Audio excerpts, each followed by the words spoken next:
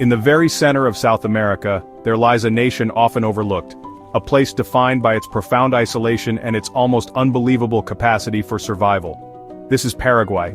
A country without a coastline, it has often been called an island surrounded by land. Its story is not one of easy triumphs or vast empires. Instead, it is a tale of tragic glory, of a people who built a unique vision for themselves, only to see it nearly extinguished by war. It is a story of a nation pushed to the very brink of annihilation, a place where the ghosts of history walk alongside the living, whispering of what was lost and what has endured against all imaginable odds. The history of Paraguay is a deeply human drama. It is a chronicle of visionaries and tyrants, of immense suffering and quiet, stubborn resilience. To understand this nation, one must look past the headlines and into the deep currents of its past. One must listen for the echoes of a language spoken before the first Europeans arrived, a language that survived conquest and calamity to become the heartbeat of a modern nation. Paraguay's journey is a testament to the idea that a nation is more than just its borders or its economy. It is a shared memory, a collective soul, a promise passed down through generations that it will, somehow, carry on. This is a story that begins long before the maps were drawn by outsiders, rooted in the ancient forests and winding rivers of the Gran Chaco. It is here that the Guarani people made their home, developing a culture rich in mythology and deeply connected to the earth. Their legacy is not found in stone monuments but in something far more intimate and enduring: their language. Guarani is more than just a way of speaking. It is a way of seeing the world. It carries within its sounds the spirit of a people who would shape the destiny of the nation that grew up around them, a spirit that would be tested by fire and sword, but never broken. The narrative of Paraguay challenges our understanding of what it means to be a nation. It asks us to consider how a country can be forged in isolation, how it can build a society so distinct that its neighbors see it as a threat. It forces us to confront one of the most devastating conflicts in modern history, a war that nearly erased a people from existence.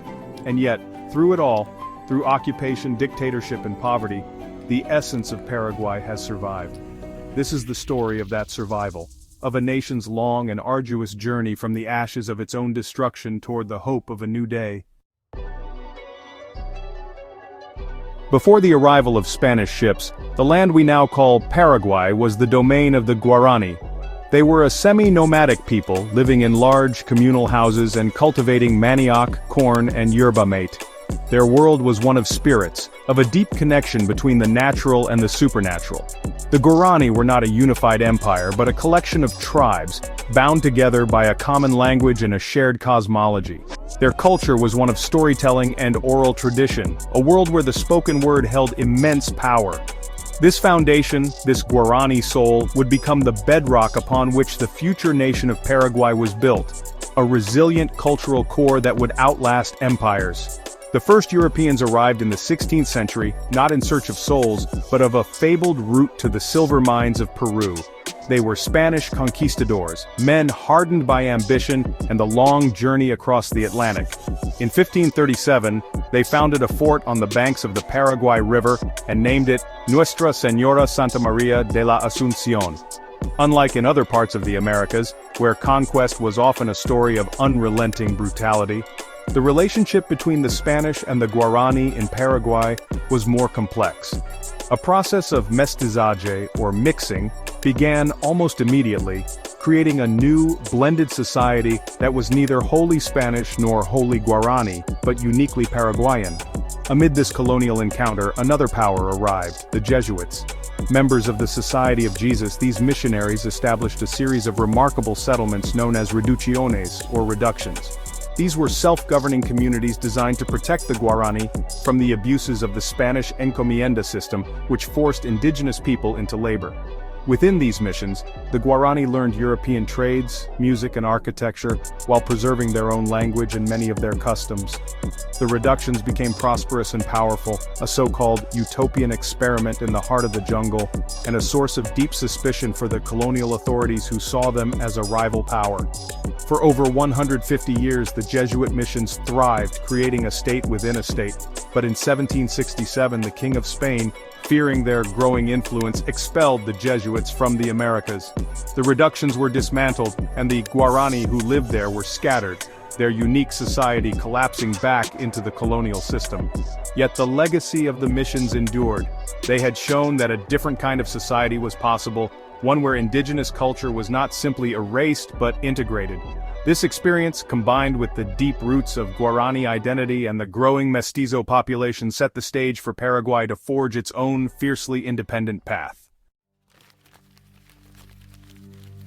As the Spanish Empire began to crumble in the early 19th century, Paraguay seized its moment. In May of 1811, a small group of patriots staged a quiet revolution, deposing the Spanish governor without shedding a single drop of blood. Paraguay was free, but its independence was fragile, surrounded by powerful neighbors with ambitions of their own. The new nation's leaders understood that to survive, they needed to be different. They needed to be strong, self-sufficient, and unified. This understanding would lead Paraguay down a path of radical isolation, a grand and dangerous experiment in nation-building unlike any other in the Americas. The architect of this experiment was a man known simply as Dr. Francia. His full name was José Gaspar Rodríguez de Francia, a stern, intellectual lawyer who came to rule Paraguay as its supreme and perpetual dictator. Francia was a complex figure, part revolutionary idealist, part ruthless autocrat. He was deeply suspicious of the outside world, believing that foreign influence, trade, and ideas would only corrupt and weaken his new nation. So he sealed the borders. He cut off almost all contact with the outside world, turning Paraguay into a hermit kingdom, an island surrounded by land, where he could mold society according to his own singular vision. Under Dr. Francia's iron-fisted rule, which lasted until his death in 1840, Paraguay underwent a profound transformation. The old colonial elite was dismantled, and the Catholic Church was brought under state control. The government took over vast tracts of land, creating state-run ranches, or estancias de la patria, that produced food, leather, and other goods for the entire population. With foreign trade all but eliminated, Paraguay was forced to become entirely self-sufficient. It developed its own industries, its own military, and a powerful sense of national identity, forged not in connection with the world, but in deliberate opposition to it. This period of isolation came at a cost. Personal freedoms were severely restricted, and political dissent was brutally suppressed. Yet it also achieved something remarkable. While its neighbors were torn apart by civil wars and foreign debt, Paraguay was stable, prosperous, and debt-free. It had one of the highest literacy rates in South America. The Guarani language, spoken by nearly everyone, became a powerful unifying force. When Dr. Francia died, he left behind a nation that was fiercely proud, disciplined, and uniquely prepared to defend its sovereignty. He had created a nation that knew how to stand alone. After Dr. Francia, Paraguay began to slowly open up under the rule of Carlos Antonio López, and then his son, Francisco Solano López. They inherited a nation that was strong and confident, but also dangerously naive about the geopolitical realities of the region. Francisco Solano López in particular was an ambitious and proud leader. He saw Paraguay as a rising power, a force to be reckoned with. He built a large modern army, believing it was the ultimate guarantee of his nation's independence. But this military buildup, combined with his aggressive diplomacy in a region of simmering rivalries, would lead Paraguay into the abyss.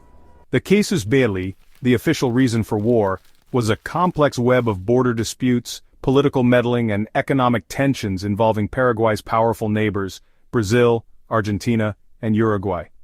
In 1864, when Brazil intervened in a civil war in Uruguay, López saw it as a direct threat to the regional balance of power. He responded by attacking Brazil. Soon after, he declared war on Argentina. In 1865, these three nations signed the Treaty of the Triple Alliance, a secret pact that aimed not just to defeat López, but to dismember Paraguay, seizing vast territories and erasing it as a significant power. What began as a regional conflict was about to become a war of extermination.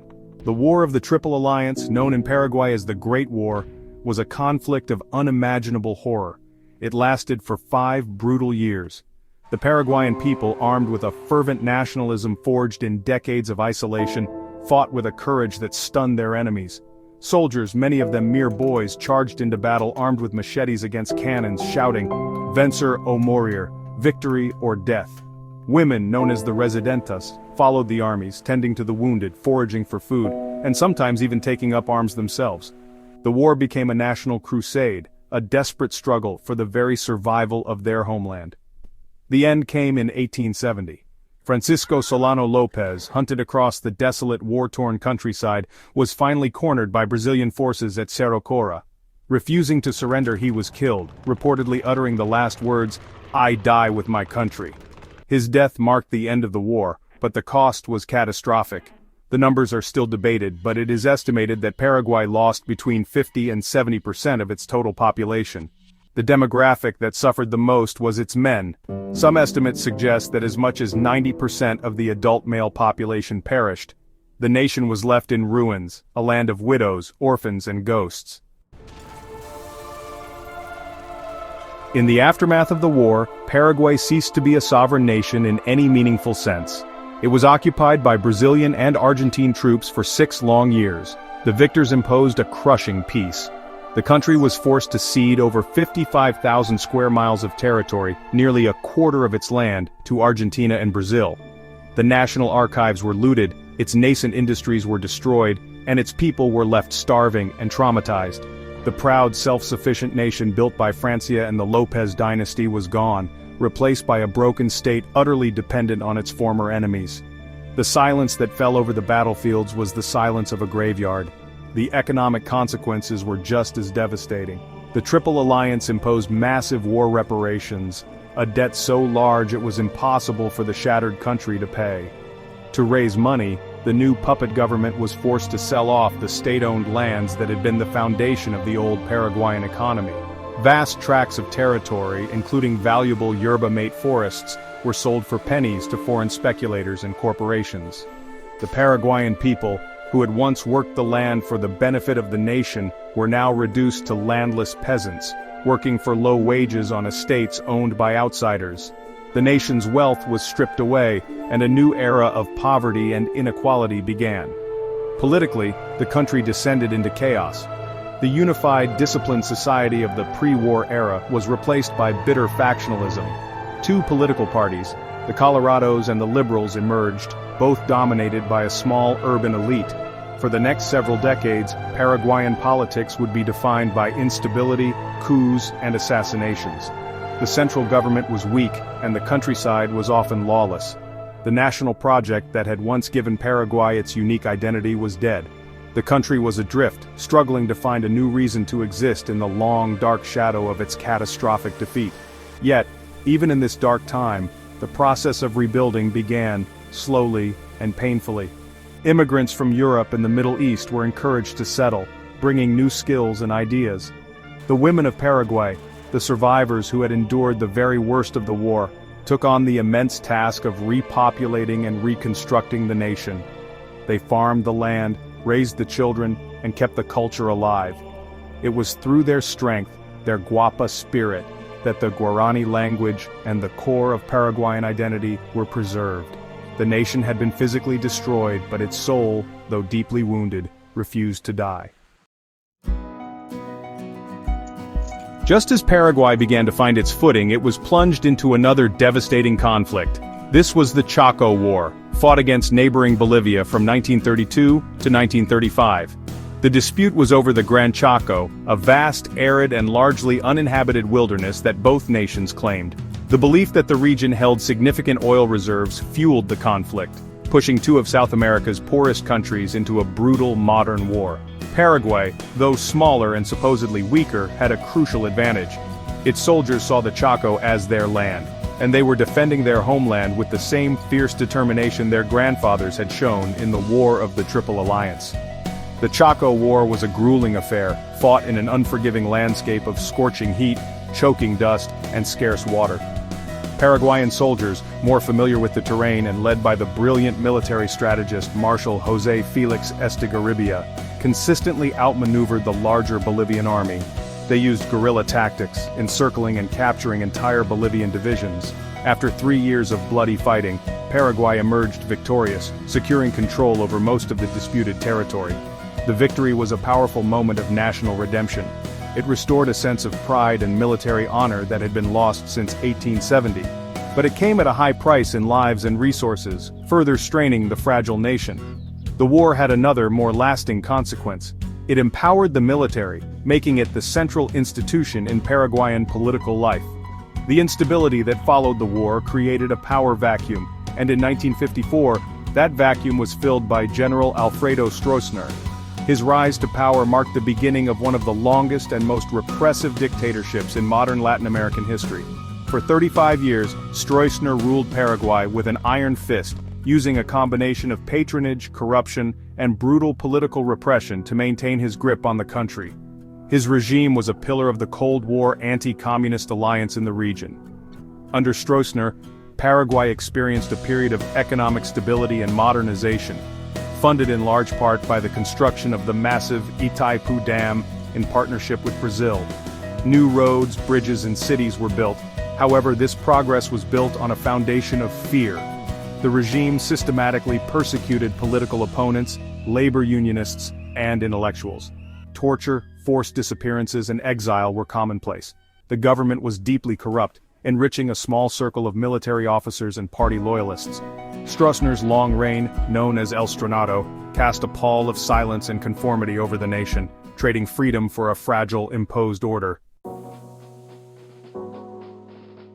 The end of the Stroessner era came in 1989, not with a popular uprising, but with a coup led by his own general and confidant, Andrés Rodríguez. The long night of dictatorship was over. Paraguay embarked on the difficult and often messy transition to democracy. A new constitution was written in 1992, establishing formal democratic institutions and guaranteeing human rights. For the first time in generations, the country experienced free elections and a more open political debate. But the legacy of authoritarianism and corruption proved difficult to overcome. The old structures of power, rooted in the Colorado Party, remained deeply entrenched. In the decades since, Paraguay has struggled to build a just and equitable society. The nation remains one of the most unequal in South America, with vast wealth concentrated in the hands of a few, while many rural and indigenous communities live in poverty. Land ownership continues to be a major source of conflict, a problem dating back to the aftermath of the War of the Triple Alliance. Political instability, corruption scandals, and weak state institutions have often hampered progress. The journey toward a truly functional democracy has been slow and fraught with setbacks, a constant negotiation between the hopes for a new future and the habits of a long, difficult past. And yet, through all the turmoil, the one constant that has defined Paraguay remains its unique cultural identity. This is most powerfully expressed in the survival and official status of the Guarani language. Paraguay is one of the few truly bilingual nations in the Americas, where nearly the entire population speaks both Spanish and Guarani. The language is not a relic of the past, it is a living, breathing part of daily life, heard in the streets, in the music, and in the homes of the people. It is the thread that connects modern Paraguay to its deepest roots, a symbol of a cultural resilience that has withstood conquest, war, and dictatorship. The story of Paraguay is, in the end, a story of survival. It is a testament to the enduring power of a people's spirit. It is the story of a nation that was nearly wiped off the map, that endured occupation, poverty, and decades of authoritarian rule, and yet somehow held on to its soul. Today, Paraguay is a country still finding its way, a nation of profound contrasts and lingering challenges. But it faces the future with the quiet strength of a survivor, with the stubborn pride of a people who have seen the worst of history and have chosen against all odds to continue. The heart of the continent, though scarred, still beats strong,